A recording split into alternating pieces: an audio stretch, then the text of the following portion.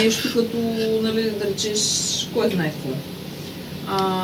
Друго, има детски магазин.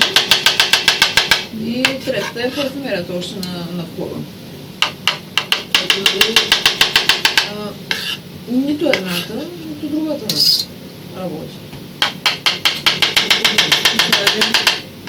Цял ден преди точно в проекта на следната общата част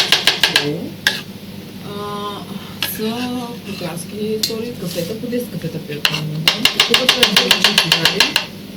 Яко, разбираш ли?